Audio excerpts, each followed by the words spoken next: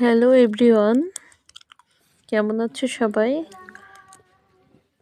এখানে আমি খাবার খাচ্ছি, সেটাই তোমাদের সাথে শেয়ার করেছি। এখানে আমি একটু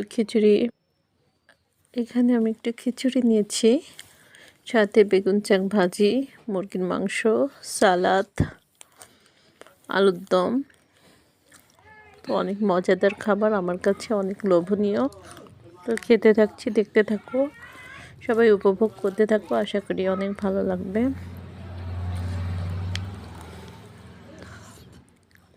কে কে কী দিয়ে খেয়েছো অবশ্যই কমেন্টে জানাবে। সবাই ভালো থাকবে, সুস্থ থাকবে, নদী ইসরাতের পাশে থাকবে, সবাই সবাইকে সাপোর্ট করবে। ধন্যবাদ।